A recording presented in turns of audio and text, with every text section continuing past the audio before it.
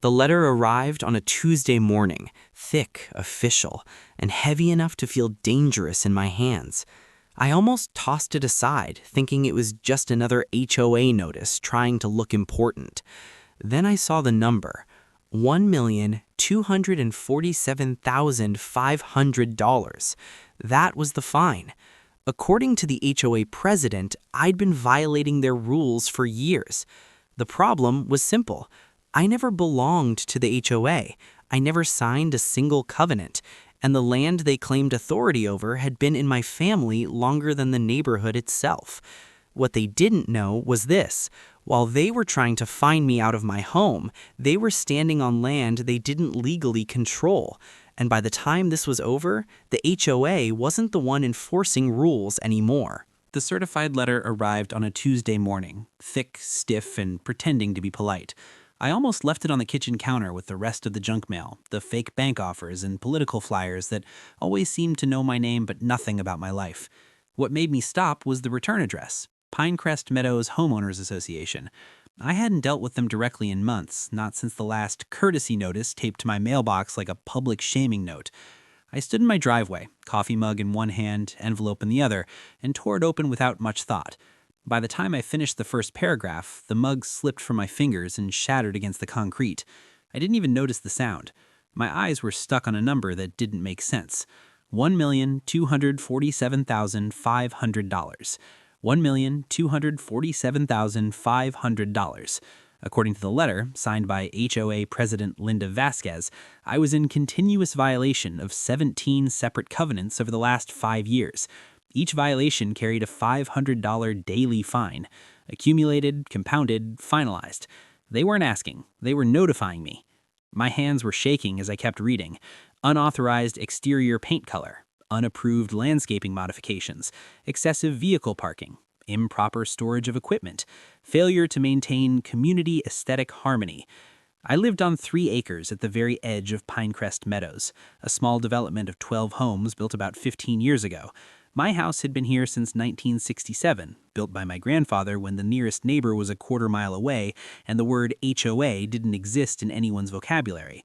When the developer bought the surrounding land decades later, my family refused to sell. We'd been there first and we intended to stay. The problem, at least for Linda Vasquez, was that my property sat right at the entrance. Every resident drove past my house to get to theirs, and Linda had decided that my original ranch-style home, my grandfather's old pickup truck, and my vegetable garden in the front yard were personal insults to her sense of order. I'd been receiving violation notices for about 3 years, ever since Linda became HOA president. I ignored them all, operating under what I believed was a reasonable assumption. I wasn't part of the HOA. I never signed their covenants. I never agreed to their rules. They had no authority over me. Or at least that's what logic said. Linda apparently had her own version of logic. The letter ended with a threat. A lien would be placed on my property. Foreclosure proceedings would follow if the balance wasn't addressed immediately. I went inside, stepped around the broken mug like it wasn't even there, and called my attorney. "Richard," I said the moment he picked up, "they're claiming I owe over $1 million in HOA fines." There was a long pause. "You're not in the HOA," he said finally. "You never signed anything." "That's what I thought," I replied, "but they say there's already a judgment and they're threatening foreclosure." He told me to email the letter immediately and not to respond to the HOA under any circumstances. 2 hours later, Richard called back, and his voice was tight in a way I'd never heard before. He wasn't confused. He was angry. "This is one of the most aggressive HOA overreach cases I've seen," he said. "Linda Vasquez filed a lawsuit 3 years ago claiming your property is technically part of the development because it shares the access road. She argued you benefit from HOA-maintained infrastructure and are therefore subject to their authority. That road was built by my grandfather in 1965. The HOA just repaved it." "I know," Richard replied. "Here's the worst part. She won. The case went through without you knowing because the notices were sent to an old address pulled from outdated records. There's a default judgment stating you're subject to HOA authority." I felt cold all over. This wasn't incompetence, it was deliberate. Linda didn't want me present to argue. She wanted silence. Silence makes paperwork easy. "We can appeal," Richard continued, "but there's something else you need to see, something from your grandfather's original deed." An hour later, I was in his office, staring at yellowed documents spread across his desk. The deed dated back to 1962. My grandfather originally owned 17 acres, the entire land Pinecrest Meadows now occupied. In 1989, he sold 14 acres to a developer, but he didn't give everything away. Richard pointed to a clause I'd never noticed before: perpetual easement rights, access roads, common areas, recreation facilities. Any HOA formed on the property required written consent from the seller for exclusive use. That consent was never given. The realization hit slowly, like pressure building instead of an explosion.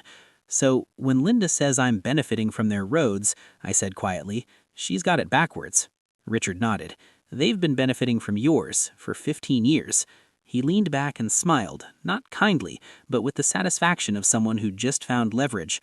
Marcus, they've been operating on land you have legal rights over without your permission. I sat there, absorbing the weight of it all.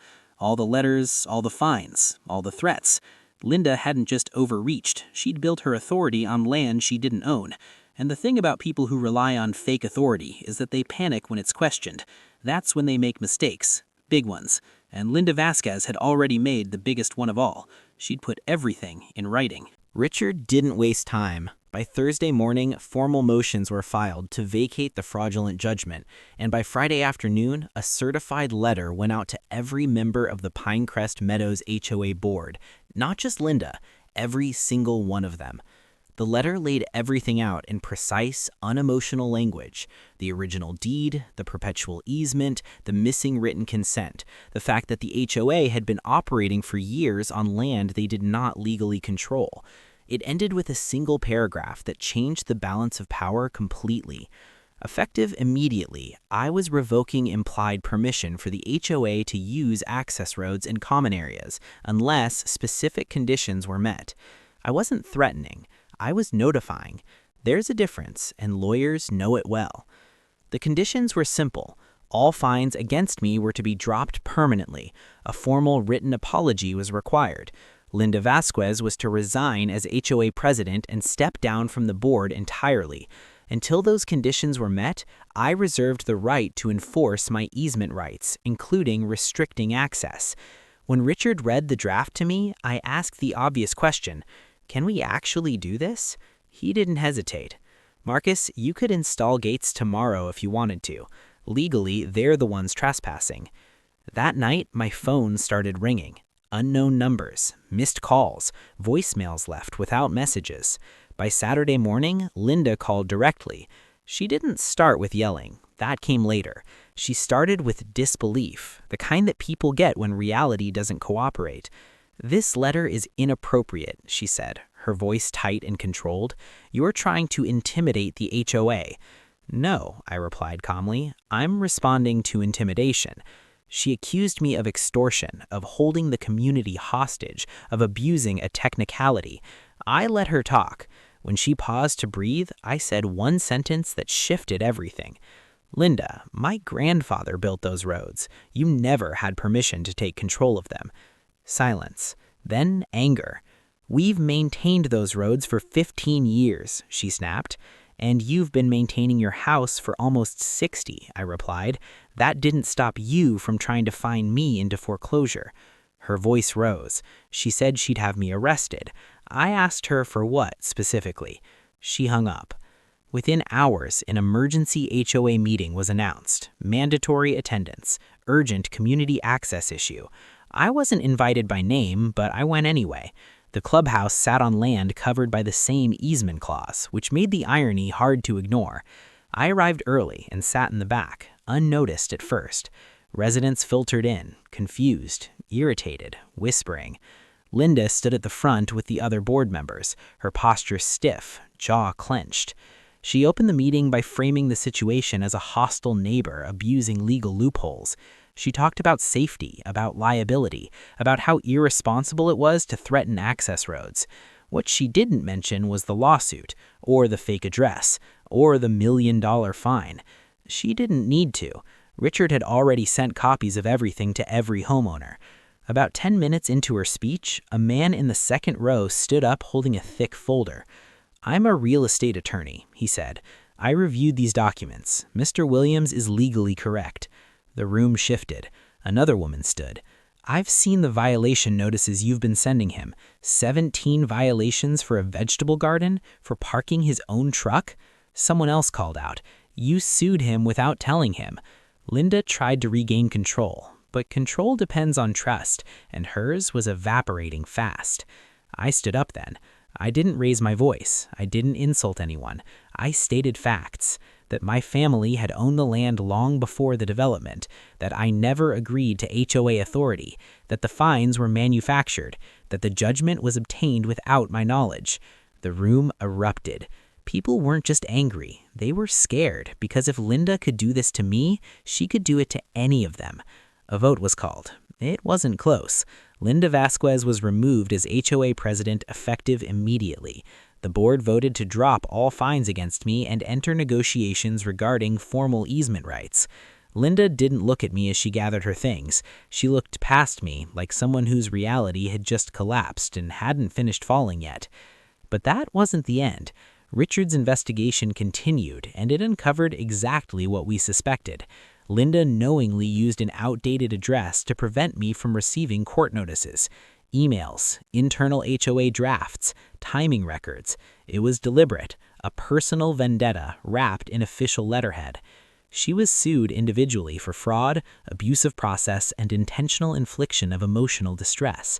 The case didn't go to trial. It didn't need to. The evidence was overwhelming.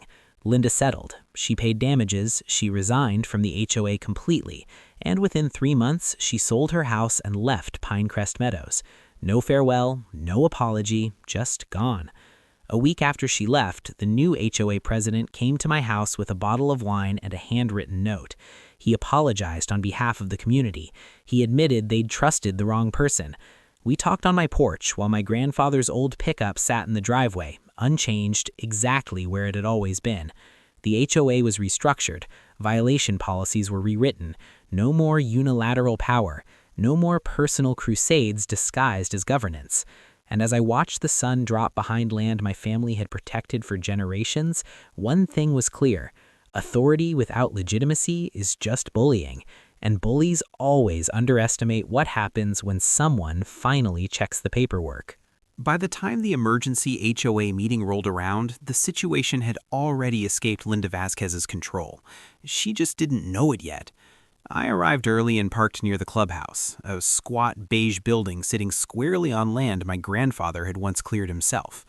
I sat in my truck for a minute with the engine off, watching neighbors stream inside, couples, retirees, parents with crossed arms and tight faces.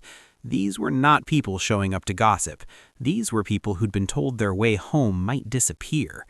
I walked in quietly and took a seat in the back row, unnoticed, exactly where I wanted to be. Linda stood at the front with the rest of the board, her posture rigid, her jaw set like she was bracing for impact. She opened the meeting with a rehearsed speech about an unfortunate dispute and an uncooperative property owner threatening the stability of the community. She never said my name, but every eye in the room drifted toward me anyway. I didn't react. I'd learned that silence was louder than shouting when the facts were on your side. Linda framed it as extortion, as if I had woken up one morning and decided to hold 12 households hostage for fun. What she didn't expect was that Richard had already sent every homeowner a copy of the easement documents, the original deed, and a plain English breakdown of what it all meant. The first interruption came from a man in the second row. Tall, gray-haired, calm. He introduced himself as Tom Reynolds, a commercial real estate attorney. He said he'd reviewed the documents twice because he didn't believe them the first time. Then he said, clearly and slowly, that I was legally correct and that the HOA had been operating without proper authority for 15 years. The room shifted. Murmurs spread. Linda tried to cut him off, calling it a technicality, but another homeowner stood up, then another. A woman named Karen, not that Karen, just an exhausted mother of 3, asked why Linda had been sending violation notices to a house that predated the entire development. Someone else asked why fines had been piling up without any court notice reaching me. Then the question that broke her rhythm entirely came from the back. Why did you use an address from 2 owners ago when you filed the lawsuit? Silence slammed down hard. Linda stammered, said it was an administrative error, a mistake. That's when I stood up. I didn't raise my voice, I didn't insult her, I just told the room the truth, that my grandfather built those roads in the 60s, that my family refused to sell because this land was our home, and that I'd ignored years of harassment because I believed reason would eventually win, and that the $1 million fine wasn't about rules, it was about control, about one person deciding she could erase a family because she didn't like how a house looked from the gate. The applause wasn't polite, it was angry. Linda looked around like she was seeing the room for the first time and realizing it wasn't hers anymore. The vote to remove her was swift and unanimous. No debate, no delay. She dropped the gavel with shaking hands and walked out without looking at anyone. The board voted next to nullify every fine against me, issue a written apology, and formally acknowledge my easement rights. In return, I agreed to grant the HOA a properly documented access agreement with strict limits, no enforcement authority over my property, no unilateral rule changes, no harassment ever again. What happened after the meeting was quieter but more consequential. Richard followed through on the lawsuit against Linda personally. The evidence of abuse of process and fraudulent filing was too clean to ignore. She settled quickly, paid damages, paid legal fees, resigned from the HOA entirely. 3 months later, her house went on the market.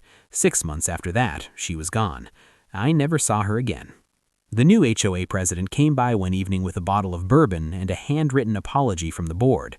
He admitted they'd trusted Linda because she sounded confident and organized, and none of them had questioned how far she was willing to go. We talked on my porch as the sun went down, the same porch my grandfather built with his own hands. The road was repaved later that year, this time with my permission, and a small plaque was installed at the entrance crediting the original construction. It felt less like victory and more like balance restored. I still tend my garden, the old truck still sits in the driveway, neighbors wave now. Some ask for advice, some just nod with a little respect. Linda tried to bury me under manufactured authority and paperwork. Instead, she uncovered the one thing she never bothered to check, the truth. And the truth doesn't care how official your letterhead looks. The emergency meeting was scheduled for Saturday morning, and the speed alone told me everything I needed to know. Linda hadn't expected resistance. She certainly hadn't expected documents. People who build authority on assumption panic when paperwork shows up. I arrived early, parking along the edge of the clubhouse lot, the same lot my grandfather had graded by hand decades earlier. The building itself sat quiet, beige and unremarkable, but I could already feel the tension humming under the surface. Cars kept pulling in, homeowners stepping out with folded letters in their hands, brows furrowed, voices low. No one was smiling. I took a seat in the back, far from the board table, and watched Linda work the room before the meeting even started.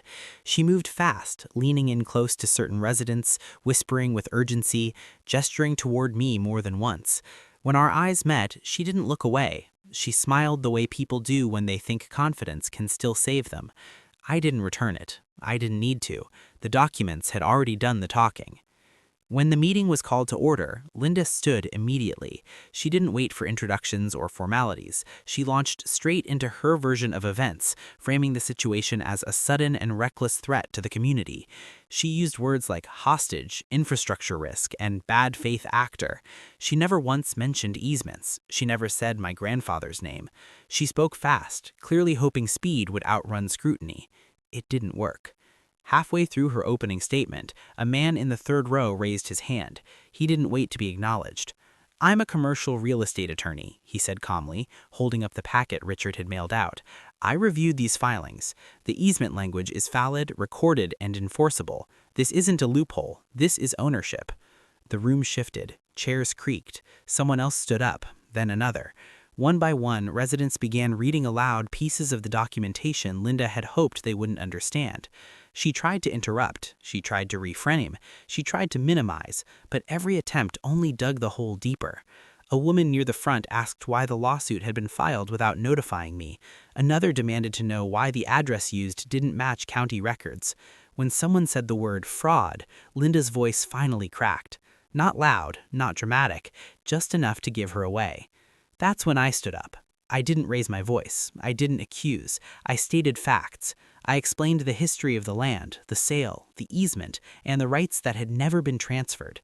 I explained that I had never sought conflict, never withheld access, never demanded control. I explained that every step I had taken was in response to an attempt to find me out of my own home using a judgment I'd never been allowed to contest. The room was silent when I finished. Not stunned silence, processing silence, the kind that means things can't go back to how they were. The vote took less than 5 minutes. Linda Vasquez was removed as HOA president effective immediately. The motion passed unanimously. The board agreed to nullify all fines against me, issue a written apology, and formally recognize my easement rights. More importantly, they agreed to restructure enforcement authority so no single officer could ever again issue violations unilaterally. Linda didn't argue the vote. She didn't speak. She gathered her papers slowly, hands shaking just enough to be noticeable, and walked out without looking at anyone. I thought that would be the end of it. I was wrong. 3 weeks later, Richard called me back into his office. His tone was different this time, sharper. He slid a thin folder across the desk and told me the county clerk had flagged irregularities in the original lawsuit filings. Deets that didn't align, notices returned but refiled as delivered, signatures that didn't match prior submissions. It wasn't just overreach, it was deliberate manipulation of the court process. Linda hadn't just abused HOA authority, she'd crossed into personal liability. By the end of that week, she was served.